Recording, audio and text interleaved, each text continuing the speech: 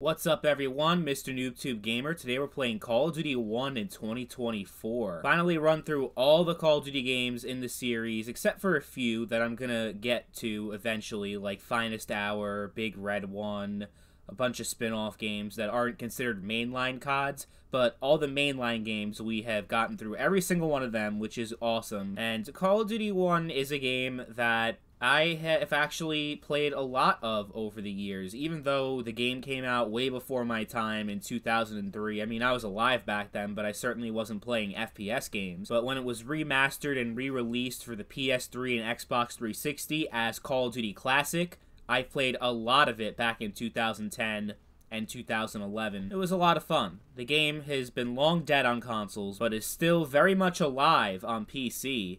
And it's gone through a lot of changes, as you can see in the gameplay. The game is now a modern military shooter, because modders have added AK-47s, M16s, MP5s, all these weapons that were obviously not in the original game, which is a World War II shooter, but that is the server that people play on for Team Deathmatch, is this modded one. And honestly, I'm okay with it, because it still feels like the vanilla game. It plays just like COD 1, just with some added content. It's not like Call of Duty 2, where everyone's playing on servers with kill streaks and all this crazy modded shit that was not part of the original game that changes the gameplay completely, not in a positive way. Not to mention that these days, Call of Duty 2 is just completely dead and nobody plays it. People do still play Call of Duty 1.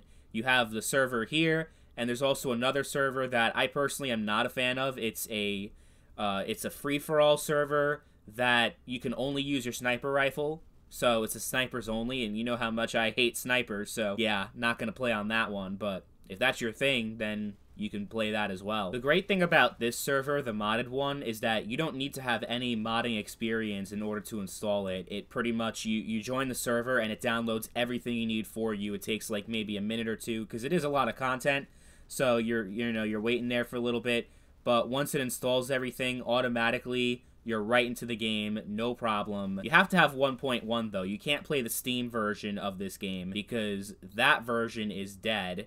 So you have to downgrade to the 1.1 version, which is what the community plays on. I'm not sure why people don't play the game on Steam, but I pretty much had to pirate a game that I already paid for in order to play on 1.1. So that's one thing. If you want to get in for the first time, you have to have a cracked game. So yeah, kind of annoying, but definitely worth it if you're willing to give the game a chance. I think you'll have a lot of fun. The big thing is that you don't have any health regeneration, and there's also no sprint.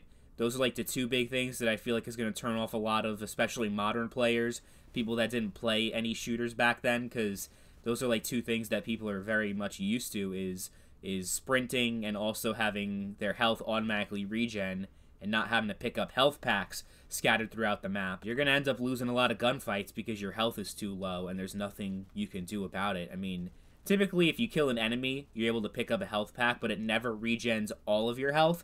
So yeah, you're going to end up dying a lot of times, and it's not necessarily going to be because you're less skilled than the person that killed you. It's just because you happen to have less health than the person that killed you. But I love that they put Dust 2 in this game, because it's like, you can never escape it. Dust 2 is like the most overused map in all of online multiplayer history, and I love how I get to deal with it. Like, I'm playing Counter-Strike, I haven't played it in a while, but I still have to play Dust 2. It's funny. And honestly, it plays pretty well in this game. This kind of reminds me of the Desert Combat mod for Battlefield 1942 that transformed that game, which was also a World War II shooter, into a modern military, and it added all these guns, all these maps, and all this content, where it felt like it could be its own game, standalone.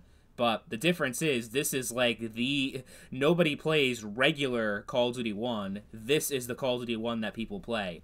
And you can have some mixed feelings about that, especially if you like the World War II game and you don't want that to be changed, but yeah, I think this is pretty cool. I had a lot of fun going back and experiencing the game again and kind of re-experiencing it for the first time because of all the new content that's been added in. I just think it's sad how a game from 2003 is easier to mod and install mods for than the vast majority of games that are released today. Like I said, all I had to do was join the server and installed everything for me. I didn't have to do any extra steps at all. It was just all there. Yeah, I think it's worth playing in 2024. Definitely more than Call of Duty 2 and Call of Duty 3.